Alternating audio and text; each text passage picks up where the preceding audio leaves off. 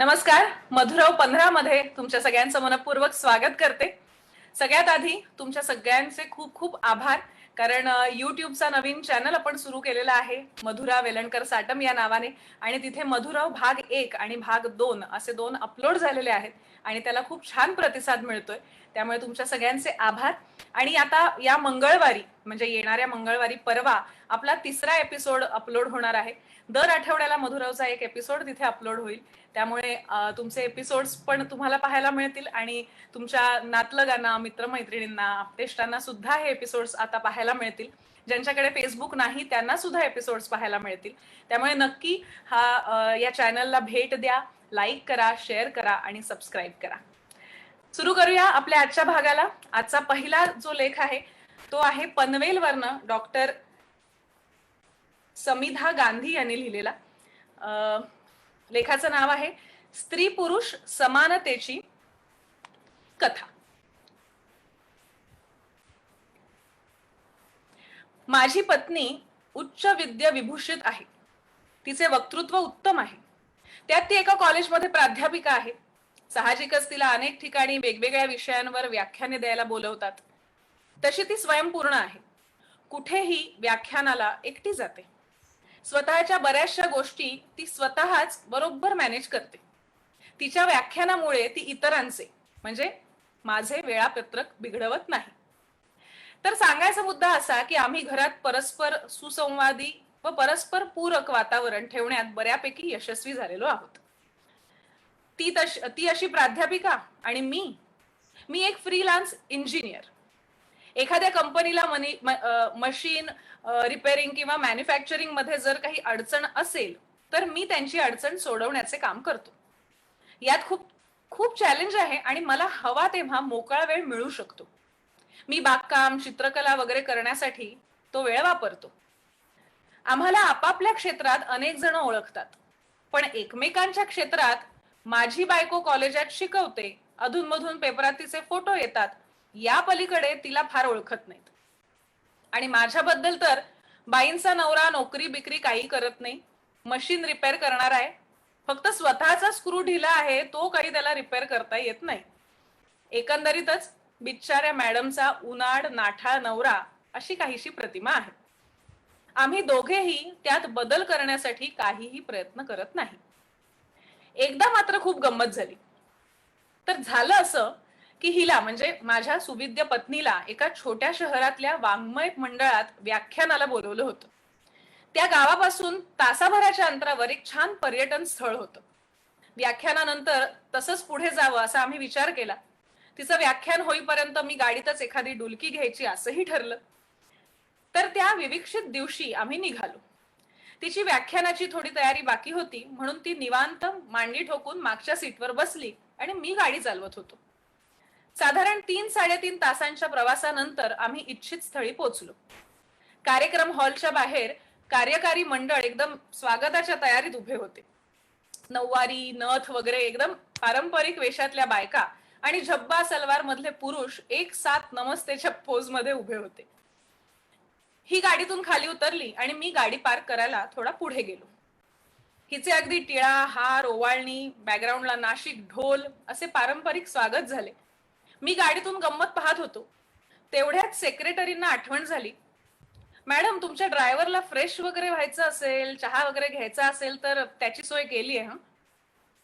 नाही नाही नको, त्याची काही गरज नाही, आणि बाय द वे तो ड्रायव्हर नाही, माझा नवरा आहे. तिचं हे वाक्य ऐकताच सेक्रेटरींचा चेहरा सार्वजनिक ठिकाणी घसरून पडून लोटांगण घातल्यासारखा झाला. एकदम हालचाल वाढली. कार्यकर्त्यांना अचानक आलेल्या परिस्थितीला हाताळण्यासाठीच्या सूचना देण्यात आल्या.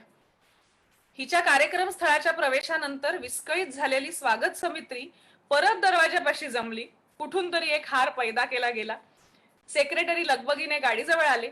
सॉरी सॉरी हा, मला माहित नव्हतं तुम्ही मॅडमचे ते सर मिस्टर आहात ते. सेक्रेटरींची गाडी बोलताना आचके देऊ लागली. मी चक्क टी शर्ट, जीन्स आणि पायात सपाता अशा वेशात होतो. त्यामुळे व एकंदरीतच मला थोड्या झोपेची आवश्यकता होती, म्हणून मी जरा आढेवेढे घेत होतो.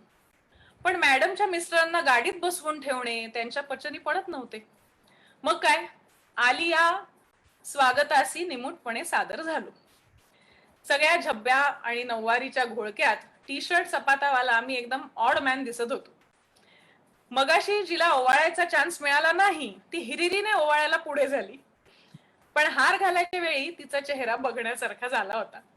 ती गोऱ्या मोऱ्या चेहऱ्याने आजूबाजूला बघू लागली. मग एक झब्बावाला तिची लाज राखण्यासाठी कृष्णासारखा धावून आला. एकदाचा माझ्या गळ्यात हार पडला आणि स्वागत समितीचा जीव भांड्यात पडला. एक जण मला माझ्या विरोधाला न जुमानता स्टेजवर घेऊन जाऊ लागला. बघतात तर काय, स्टेजवर इन मीन 3 खुर्च्या, सेक्रेटरी, अध्यक्ष आणि प्रमुख पाहुण्या त्यावर आधीच विराजमान झालेले. खुर्च्यांच्या समोर एका त्रिकोणी पट्टीवर त्या तिघांची नावेही झळकत होती. त्या कार्यकर्त्यांची गाडी अचानक पंक्चर झाली. अशा आणीबाणीच्या परिस्थितीत काय करावे त्यांना सुचेना. त्यांच्या सुदैवाने इतर कोणीतरी समय सूचकता दाखवून पहिल्या रांगेतला सोफा रिकामा करवला आणि मी सोफ्यावर विराजमान झालो. एक हमखास ठेवणीतला आवाज असणारी त्यातल्या त्यात धीट सुबक ठेंगणी प्रमुख पाहुण्यांची छापील ओळख करून देत होती. तेवढ्यात तिच्या कानात कोणीतरी येऊन काहीतरी सांगून गेलं. तिला टेन्शन आल्याचं तिच्या चेहऱ्यावर स्पष्ट दिसत होतं.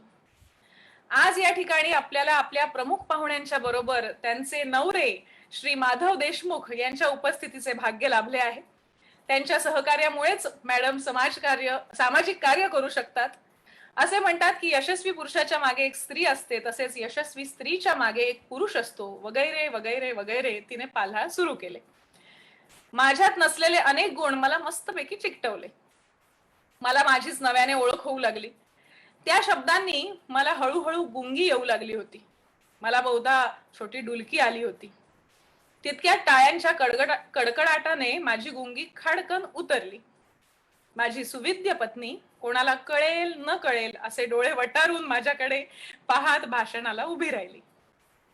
तिच्या भाषणाचा विषय होता आजच्या पुरुषांच्या आयुष्यातले स्त्रीचे स्थान. मी गालातल्या गालात हसत माझ्या तिच्या आयुष्यातल्या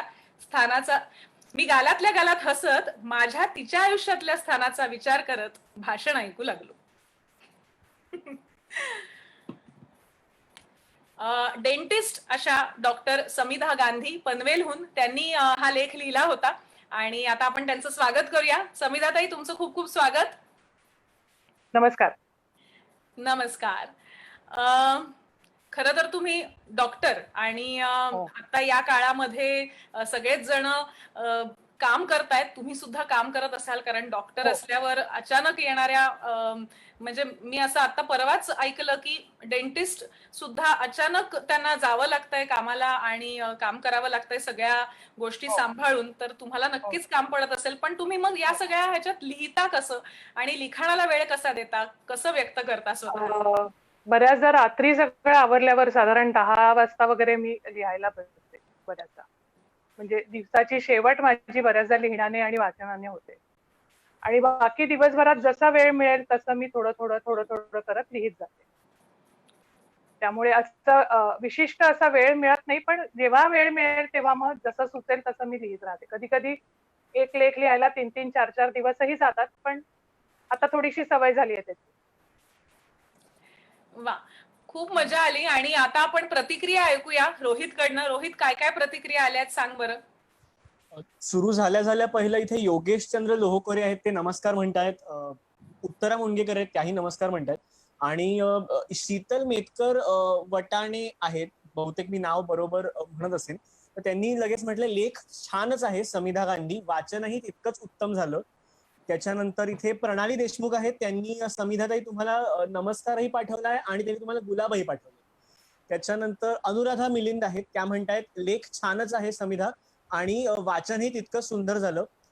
प्रिया काटकर म्हणतात कथा मस्त खुमासदार होती. आणि मला विचाराल तर मला ही कथा फार आवडली, कारण खूप लहान सहान मोमेंट्स इतक्या छान होत्या ना त्या. खूप खूप मजा आली.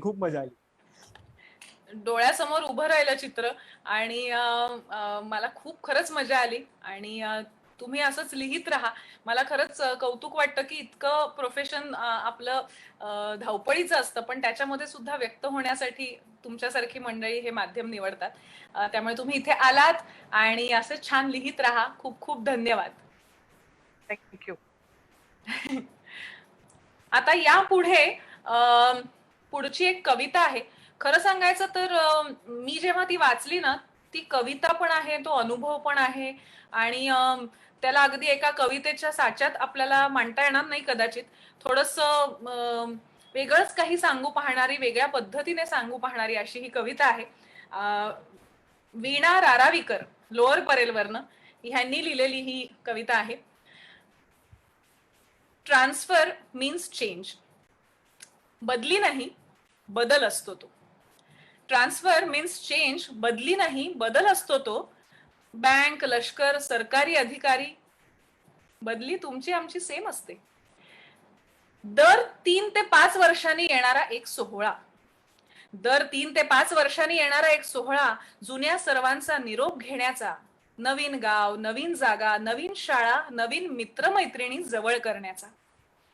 दर 3 ते 5 वर्षांनी येणारा एक सोहळा, जुन्या सर्वांचा निरोप घेण्याचा, नवीन गाव, नवीन जागा, नवीन शाळा, नवीन मित्रमैत्रिणी जवळ करण्याचा, जुन्यामध्ये नवीन भर घालवण्याचा.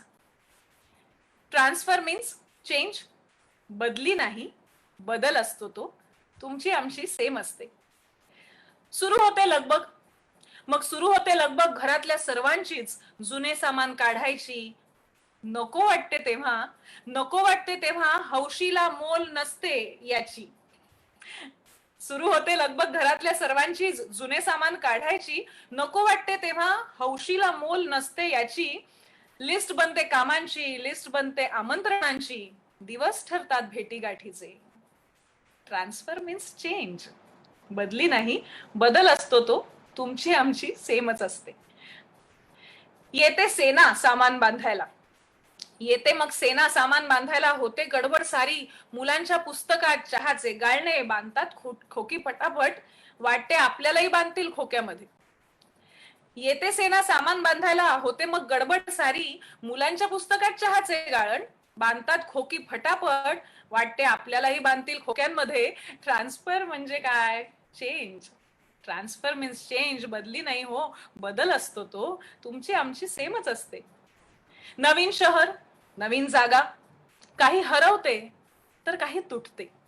नवीन शहर, नवीन जागा, काही हरवते तर काही तुटते.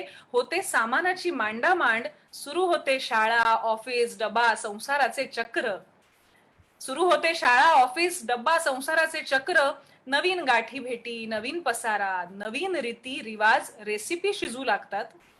संपतात वर्षे अशीच आणि आठवण होते नवीन ऑर्डरची. संपतात वर्षे अशीच आणि मग आठवण होते नवीन ऑर्डरची. कारण ट्रान्सफर मीन्स चेंज, बदली नाही, बदल असतो तो. तुमची आमची सेमच असते.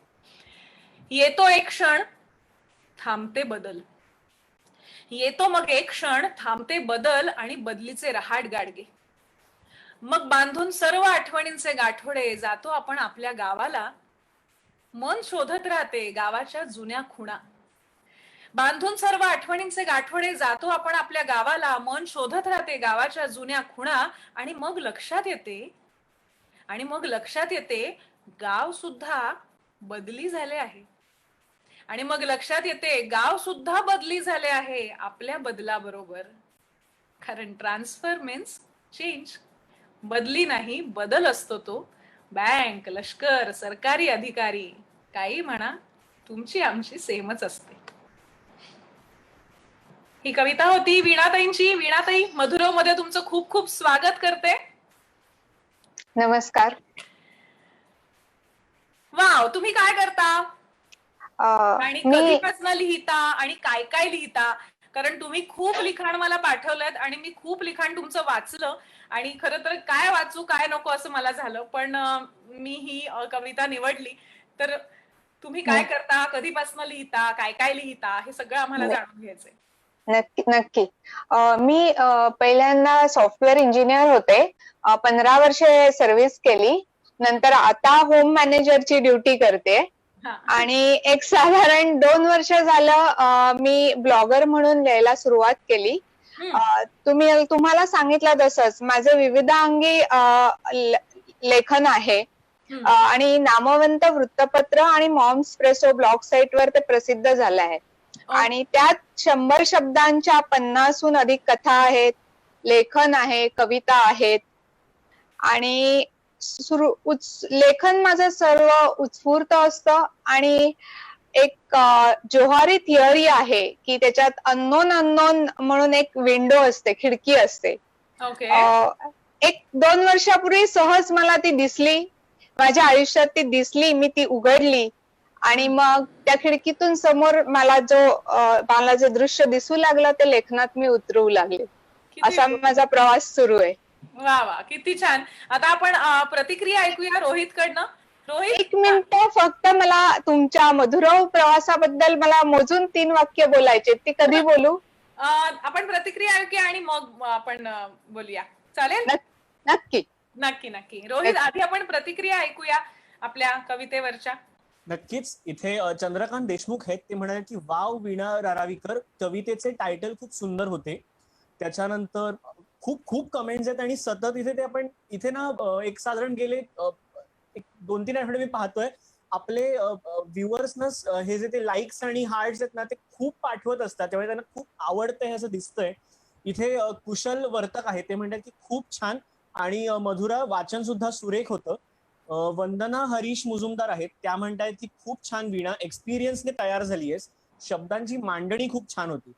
अश्विनी महाजन आहेत, त्या म्हणतायत सशक्त मांडणीची कविता आणि तसेच सादरीकरण झाले.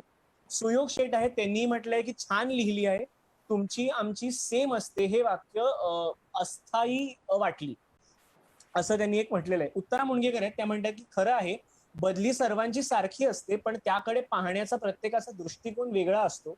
पण खूपच सुंदर भावना प्रकट केल्या आहेत, खूप आवडली कविता. अशा प्रतिक्रिया आलेल्या आहेत. तर वीणाताई, तुम्हाला जे सांगायचं होतं ते आता तुम्ही सांगा मधुरावच्या आमच्या कार्यक्रमामध्ये. हो, स्वतः बरोबर जो इतरांना पुढे घेऊन जात असतो तोच खरा माणूस. मधुरा आपल्या मधुर जीवनसरितेमध्ये तिला मिळणाऱ्या या छोट्या छोट्या झरांना सामावून घेत, छोट्या छोट्या झरांना म्हणजे आमच्यासारख्या लहान लेखकांना सामावून घेत पुढे जात आहे. सो तिच्या या गुणाबद्दल तिचे खूप विशेष कौतुक आणि मधुरावच्या पुढच्या वाटचालीबद्दल खूप खूप शुभेच्छा. धन्यवाद. सो स्वीट वीणाताई, खूप खूप म्हणजे मला 1-2 मिनिटं असं भरून आलं की आपण काहीतरी प्रयत्न सुरू करतो आणि त्याला इतकी छान दाद मिळते, त्यावेळेला उमेदही मिळते, जबाबदारीही वाटते आणि कौतुक केलं की छानही वाटतं. त्यामुळे खूप खूप मनापासून धन्यवाद आणि आम्ही आमचा प्रयत्न प्रामाणिकपणे करत राहू. तीच उमेद तुम्ही आम्हाला देत आहात. थँक्यू. आणि मधुराव मध्ये आल्याबद्दल पुन्हा एकदा खूप खूप आभारी आहे. धन्यवाद. आता यानंतर पुन्हा एक कथा आहे आणि ही कथा आहे सीमा सावंत यांनी लिहिलेली. कथेचं नाव आहे मुनिया. वाघोलीतील आमच्या घरातून 2 गोष्टी फारच अप्रतिम दिसतात. पहिली सूर्योदय आणि दुसरी म्हणजे झाडांवर अखंड बागडणारे पक्षी. या दोन्हींचे दर्शन घेत माझ्या दिवसाची सुरुवात अतिशय सुंदर होते. एक दिवस काम करत असताना मला लांब लचक हिरव्या शेपटीचे छोटे पक्षी उडताना दिसले. नीट पाहिल्यावर लक्षात आले की 2 मुनिया बाजूच्या भातशेतीतून पाती तोडून आपल्या चिमुकल्या चोचीतून वाहून आणून बकुळीच्या छोट्या झाडावर घरटे बांधत होत्या. वाऱ्याच्या दिशेमुळे चोचीतील पाते त्यांच्या शरीराला समांतर राहत होते आणि जणू लांब हिरव्या शेपटीचा पक्षी आकाशात उडत आहे असा भास होत होता. मग त्यांचे निरीक्षण करण्याचा छंदच जणू मला जडला. या बकुळी मागील बाभळीवरचे सुगरणीच्या घरट्याचे बांधकाम आधीपासून निरखत होतेच. हे बाया पक्षी देखील बाजूच्या रानगवताच्या भातरोपाच्या पात्यांचा वापर आपल्या खोप्याच्या बांधकामासाठी करत होते. आधी हिरवेगार असलेले हे खोपे हळूहळू आपला रंग बदलत जात. हे खोपे म्हणजे सुबकतेचा उत्तम नमुना, तर मुनियाचे घरटे म्हणजे वेडावाकडा गुंडाळलेला लोकरीचा गुंडा होता. हे घरटे बांधण्यासाठी त्यांनी निवडलेली जागा फारशी सुरक्षित नव्हती. त्याला पुरेसा आडोसा नव्हता. हा लोकरीचा गुंडा त्या झुडपात बेमालूमपणे मिसळल्यासारखे भासत असले तरीही त्याचा आकार, रचना यामुळे तो चटकन नजरेस पडत होता. आजूबाजूला खेळणारी मुले, कावळ्यांसारखे पक्षी आधीपासून त्याला नक्कीच धोका होता. असो, या छोट्या मुनियांनी मात्र घरट्यातील आपला संसार सुरू केला होता. दिनक्रमानुसार सकाळी उठल्यावर सवयीने या बकुळीकडे नजर टाकली तर एक कावळे महाशय लोकरीचा हा गुंडा उलगडण्यात मग्न होते. माझ्या छातीत धडधडू लागलं आणि बाहेर बाल्कनीत येऊन मी त्याला हाकललं. तो उडाल्यावर माझा जीव भांड्यात पडला. मात्र मला हुरहुर लागून राहिली, या घरट्यात अंडी तर नसतील. असलीच तर काय झालं असेल त्यांचं? काय झालं असेल बरं? खरं तर कावळ्याने तो गुंडा पुरता विस्कटलेला नव्हताच. मुळात त्यात अंडी होती की नाही हेही मला माहित नव्हतं. माझ्या मनात मात्र विचारांचे काहूर माजले होते. आता मी वाट पाहत होते ती त्या मुनियांची. त्या कुठेच दिसत नव्हत्या. त्यांना काय वाटेल हे घरटे पाहून? खर तर माणसांचंही असंच असतं नाही का? प्रत्येक जण आपापली घरटी बांधून राहत असतो. काही एकटे, काही कळपात, तर काही कळपातही एकटे. प्रत्येक घरट्याची एक कहाणी, प्रत्येक पक्षाची एक गोष्ट. आपल्या आयुष्यात आपण अशा कितीतरी घरट्यात डोकावतो, विसावतो आणि आपलं एक स्वतःचं घरटं तर असतंच. या सर्व कहाण्या लिहायच्या म्हटल्या तर एक प्रचंड मोठा ग्रंथच होईल. तरीही प्रत्येक जण आपलं घरटं जीवापाड जपत नीटनेटकं ठेवण्याचा प्रयत्न करत असतो. या परत आलेल्या मुनियांसारखं. हेच तर जगणं आहे ना. The show must go on. Seema Sawant, सीमाताईंचा हा लेख होता आणि आता आपण सीमाताईंना घेऊन येऊया. सीमाताई, मधुरव मध्ये तुमचं खूप खूप स्वागत. नमस्कार. हे तुम्ही खरंच दृश्य टिपलेलं आहेत आणि तेच मांडलं आहेत का तुम्ही पहिल्यापासून वेगवेगळ्या पद्धतीने लिहिता, काय करता आणि तुमचा लेखन प्रवास कसा आहे हे आम्हाला जाणून घ्यायचंय. मला वाचनाची फार आवड होती, पण मी कधी लिहू शकेन असं मात्र वाटलं नव्हतं. पण असंच सहज सुचत गेलं, मैत्रिणी प्रोत्साहन देत गेल्या आणि मग हळूहळू लिहायला लागले. वाव, मस्त. सीमाताई, तुमच्याबद्दल मला एक गोष्ट इथे सांगायला आवडेल. काही एपिसोड्सच्या आधी मी जास्वंदीवर एक लेख होता भारती ठाकूर यांचा, क्षमा नावाचा कथा होती. तर ती कथा वाचली होती आणि त्या भारतीताई ज्या मध्य प्रदेशात खूप मोलाचं काम करतात, त्यांचं मुंबईतलं कधी प्रदर्शन असलं तर सीमाताई त्यांना मदत करतात, त्यांच्या बरोबर त्यांना जमेल तेवढं सहकार्य करतात. तर आज मला असं वाटतं की मधुरवच्या निमित्ताने ना खरंच खूप नाती आणि खूप ओळखी निघायला लागल्या. तसं एक सर्कल असतं ना, तसंही वाटलं की आज भारतीताईंचा लेख वाचला आणि तुम्हीही लिहिलेलं वाचलं, त्यामुळे कुठेतरी असं एक सर्कल पूर्ण झाल्यासारखं वाटलं. आता आपण तुमच्या प्रतिक्रिया आधी तुमच्या लेखावरच्या ऐकूया आणि मग परत तुमच्याकडे येऊया. रोहित, काय सांगशील प्रतिक्रिया? इथे मधुरा भातखंडे आहेत. त्यांनी पहिली प्रतिक्रिया अशी दिली की कथेचं वाचन सगळं दृश्य नजरेसमोर निर्माण करत होतं. आणि सुमेधा टिल्लू आहेत, त्या म्हणतायत की खूप सुंदर, love the minute details in the story. Sanjay Joshi आहेत, ते म्हणतायत खूप सुंदर कथा आणि छान पक्षी निरीक्षण आहे. शुभदा अघोर आहेत, म्हणतात मधुरा अभिवाचन उत्तमच, कावळा व घरटं डोळ्यासमोर आलं, कथा अप्रतिम होती. दीपक कुलकर्णी आहेत, ते म्हणतात नवीन लेखक व कवी यांना तसेच नाव मिळवलेल्या साहित्यिकांना एक व्यासपीठ उपलब्ध करून दिले आहे. मधुरा, तुझे खूप खूप धन्यवाद. साधना कुबल आहेत, त्या म्हणतात किती सुंदर निसर्ग वर्णन होतं सीमा. मधुरा, तुझ्या सुंदर वाचण्यातून समोर सगळं दिसू लागलं. आणि एक माझी याबद्दल एक कॉम्प्लिमेंट किंवा मला त्यातनं एक पटकन एक गोष्ट आठवली अशी की मी मध्यंतरी एकदा वाचलं होतं हे की आपण आपलं आयुष्य जगत राहतो, पण आपण नकळत कित्येक आयुष्यांना आपण आपला स्पर्श केलेला असतो, माहित नाही. आणि त्या एका थॉटचं आज तुमच्या कथेमुळे पुन्हा एकदा त्या थॉटची एक आठवण झाली. So thanks a lot. धन्यवाद. सीमाताई, काय सांगाल? तुम्हाला कसं वाटलं सगळ्यांच्या प्रतिक्रिया ऐकून? आणि खरंच पक्षी निरीक्षण तुम्ही करता आणि हे खरी आहे ही गोष्ट का तुम्ही म्हणालात तसं की मी लिहिण्याचा प्रयत्न करते, लिहित असते काही बाई, तर हे तुमचं इमॅजिनेशन आहे? नाही नाही, मी अनुभव जे येतात त्यातनंच लिहिते. इमॅजिन करून नाही जमत मला लिहायला. आणि मग एखादा अनुभव इतका मनापर्यंत पोहोचतो, भिडतो, की वाटतं की नाही याच्यावर काहीतरी व्यक्त व्हायला हवं, आणि मग होते व्यक्त. वा, खूप छान प्रतिक्रिया सुद्धा मिळाल्या आणि तुम्ही मधुरव मध्ये आलात आणि त्या निमित्ताने आम्ही सुद्धा जरा या बंदिस्त वातावरणातनं पुन्हा एकदा निसर्गामध्ये गेलो आणि काही काळ आम्हाला म्हणजे मला खरंच असं वाटलं की ते डोळ्यासमोर खरंच दिसत होतं ते पक्षी आणि ते सगळं वातावरण. नक्कीच आपण वाघोलीला भेटूया सीमाताई. मला आम्हाला आवडेल तिकडे यायला आणि तुमच्या बरोबर पक्षी निरीक्षण करायला. नक्की. उपक्रमाला खूप खूप शुभेच्छा तुमच्या. फारच छान उपक्रम आहे तुमचा. थँक्यू सीमाताई.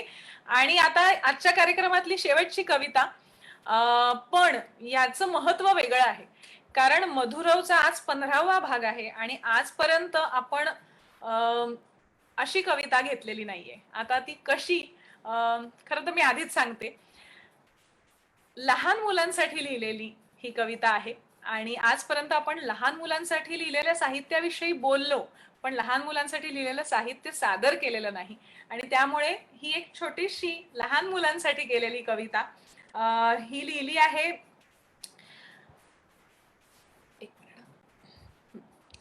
ही लिहिली आहे स्नेहा जोशी हिने. आणि आधी आपण कविता ऐकूया आणि मग स्नेहाला भेटूया. समुद्रातले पाणी सूर्यावर चिडले, समुद्रातले पाणी सूर्यावर चिडले, वाफ होऊन आकाशात उडत निघाले. समुद्राचे पाणी सूर्यावर चिडले, वाफ होऊन आकाशात उडत निघाले, ढग बनून सूर्याला झाकूनच टाकले. ढग बनून सूर्याला झाकून टाकले आणि त्यांना हलवायला सूर्याने वारेच सोडले. ढग बनवून सूर्याला झाकून टाकले, त्यांना हलवायला सूर्याने वारेच सोडले. इकडून तिकडे फिरताना ढग कंटाळून गेले, इकडून तिकडे फिरताना ढग कंटाळून गेले, एकमेकांशी ढकलाढकली खेळू लागले.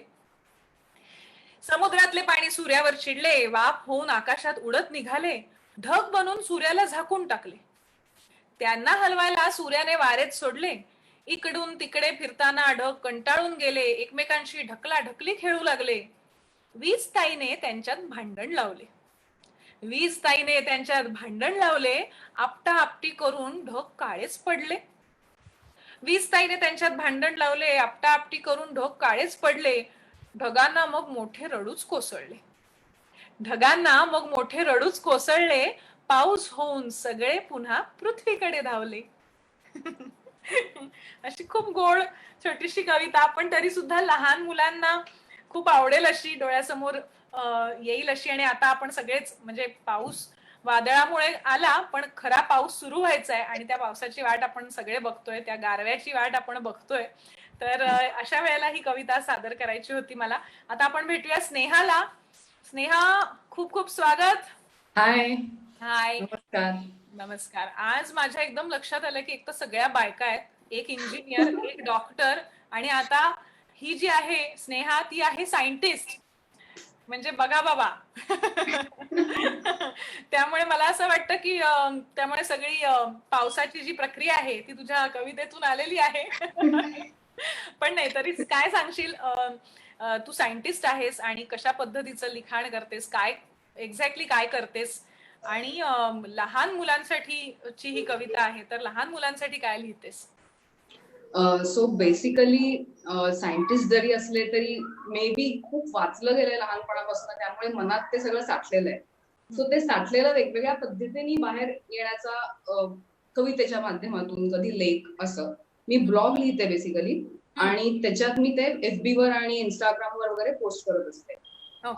तर लहान मुलांसाठी मला असं वाटतं की अवघड लिहिणं सोपं असतं पण सोपं लिहिणं अवघड असतं. सो माझ्या मुलीसाठी म्हणून मी लिहायला सुरुवात केली लहान मुलांसाठी असं साहित्य, आणि आता एक 5-10 कवितापर्यंत आलेली आहे. अजून लॉंग वे टू गो. आता आपण आधी प्रतिक्रिया ऐकूया आणि मग पुन्हा आपण गप्पा मारूया. रोहित, येस, तू आमच्यात सगळ्यात लहान आहेस, तुला आवडली का कविता? मला खूप आवडली. मला ही कविता अशी गायला इतकी आवडेल असं झालं ना, म्हणजे ती सतत अशी एक तो काय म्हणतात ते शब्द फिरत राहतात आणि ते त्या भावना फिरत राहतात. म्हणजे ही ऑनेस्टली माझी कॉम्प्लिमेंट आहे स्नेहा तुला, की जुनी सगळी जी गाणी आहेत ना, जी ऐकून ऐकून आता मी लहानाचा मोठा झालो होतो तेव्हा, तर ही ही कविता त्या पठडीतली वाटली. सो इतकी इफेक्टिव्ह वाटली ती. सो ही माझी तुला एक कॉम्प्लिमेंट आहे. आणि आता आपण बाकीच्या इथे ज्या प्रतिक्रिया आहेत आपल्या बाकीच्या श्रोत्यांच्या, त्या ऐकवतो मी. रोहिणी गोखले आहेत, त्या म्हणतात की खूप सुंदर कल्पना स्नेहा, जलचक्राची खूप छान कविता होती. सुयोग शेठ आहेत, ते म्हणतात की सुंदर बालकविता होती. अमृता कुलकर्णी गंधे आहेत, त्या म्हणतायत खूपच छान, अगदी लहान मुलांसाठी सुरेख कविता होती. शुभदा अघोर आहेत, त्या म्हणतात अरे वा छान होती, पाऊस कसा पडतो हे समजवायला खूप सुंदर होती. एम फडणीस म्हणून आहेत, शब्दरचना फार वेगळी आणि वाचन फार इफेक्टिव्ह होतं. आणि आता ते सगळ्यांचे ते स्टिकर्स आणि त्या रिॲक्शन्स ज्या असतात थम्स आणि हार्ट्सच्या, त्या चालूच आहेत. मला तुला विचारायचं आहे स्नेहा, की तू आपण जेव्हा बोललो त्यावेळेला म्हणालीस की तू थोडी गॅप घेतलीस आणि लिखाणावर लक्ष केंद्रित करतेस, तर त्याविषयी सुद्धा सांग. हा, म्हणजे आता बरेच 10 वर्ष मी या प्रोफेशन म्हणजे फार्मसीमध्ये मी मास्टर्स केलंय, मी गोल्ड मेडलिस्ट आहे.